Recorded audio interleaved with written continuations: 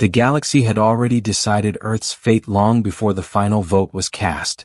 From the crystalline halls of the Concordance Assembly, representatives of 100 interstellar civilizations watched a small blue world flicker on a star map. Earth sat at the edge of explored space, its hyperlane routes unstable, its defenses outdated, its population fractured by internal conflict.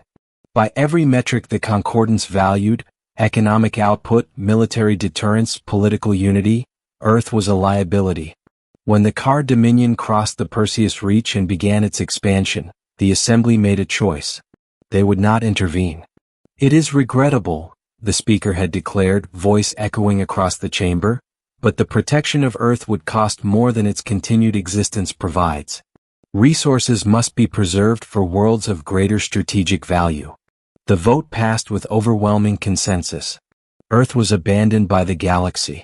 The car arrived 3 months later. Their war fleets eclipsed the sun, blotting out daylight over continents. Orbital platforms were torn apart in hours. Defense satellites burned as falling stars. Cities vanished in pillars of fire. Humanity fought anyway, not because they believed they could win, but because surrender had never been part of their nature. And they would have died alone. Except they didn't. While the great powers watched from afar, one species acted. The Illyrians were not warriors. They were not conquerors or empire builders. Slender, silver-skinned beings with elongated limbs and luminous eyes, they were known across the galaxy as archivists and mediators. Their fleets were small, their weapons defensive, their politics cautious. They survived by staying neutral. Until Earth.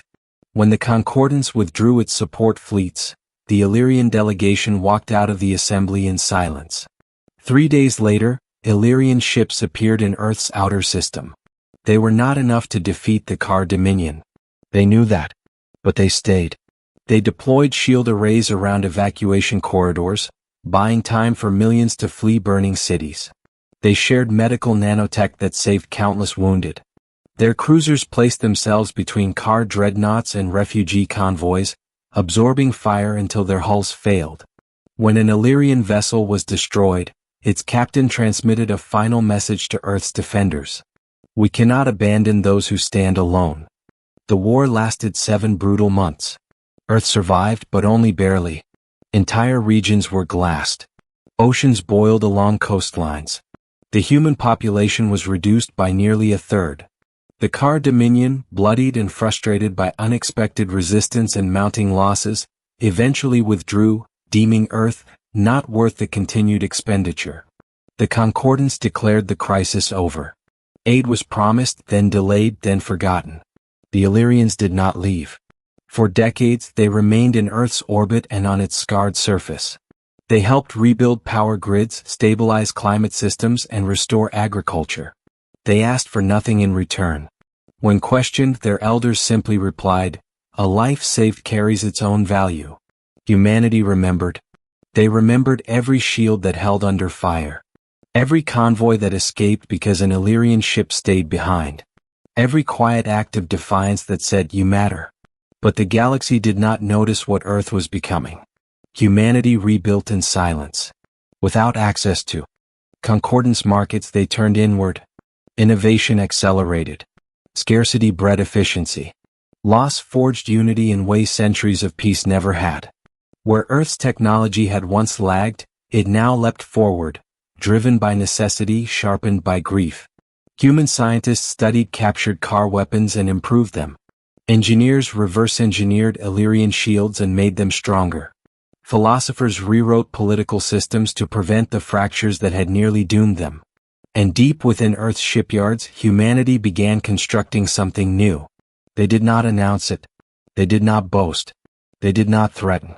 They prepared. 80 years after the war, the galaxy was at peace again, at least on the surface.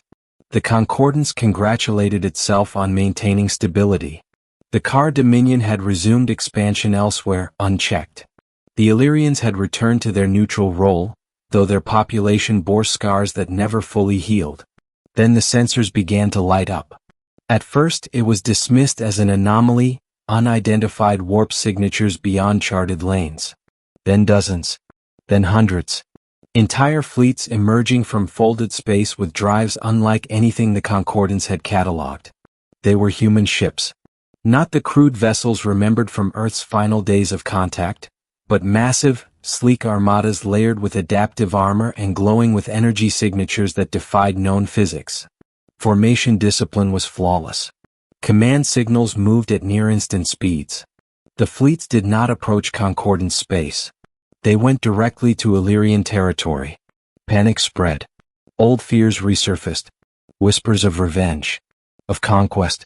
Of humanity returning to punish a galaxy that had abandoned them.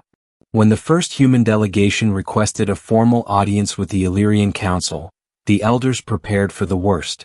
They were wrong. The human ambassador did not arrive with soldiers. He arrived alone, dressed in simple black, bearing no weapons. He bowed deeply, a gesture copied from Illyrian custom, and spoke words that would echo across the stars. "We have come to repay a debt." The Illyrians were stunned. The ambassador explained. For decades, humanity had watched the galaxy from afar. They had tracked Illyrian trade losses, population decline, political marginalization. While the Concordance prospered, the Illyrians quietly suffered, penalized for breaking neutrality, sidelined for choosing compassion over calculation. Humanity had decided that was unacceptable. In the days that followed, human fleets began to move. They escorted Illyrian trade convoys through dangerous regions. They dismantled pirate syndicates that had preyed on Illyrian ships. They shared advanced energy technology that revitalized Illyrian infrastructure overnight. When the Car Dominion attempted to interfere, the response was immediate. Human warships intercepted Car fleets at the edge of neutral space. There were no speeches. No ultimatums.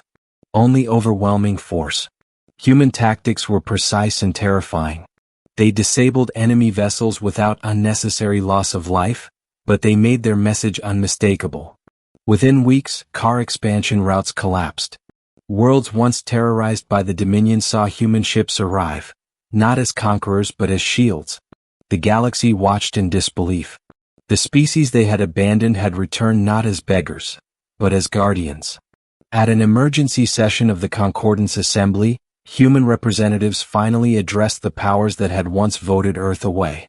Their message was simple. We do not seek your approval. We do not seek revenge. We seek balance. Pause. Those who stood with us will never stand alone again. The implications were clear. Humanity was not rebuilding the old order. They were replacing it. Over the next decade, a new alliance formed, not based on economic output or military dominance, but on mutual defense and shared responsibility. Worlds once deemed expendable found protection under human-led coalitions. Exploitation was challenged. Abandonment was no longer tolerated. The Illyrians, once quiet observers, became central architects of this new era, supported, protected, and respected. And Earth? Earth became a symbol. A reminder carved into galactic history that compassion, once given, could echo across centuries.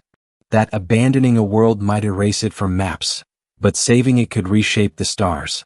On the anniversary of the war's end, a joint human Illyrian memorial was unveiled in Earth's rebuilt capital. It bore a single inscription written in both languages. When the galaxy turned away, one species stayed. Humanity never forgot. And the stars at last remembered too.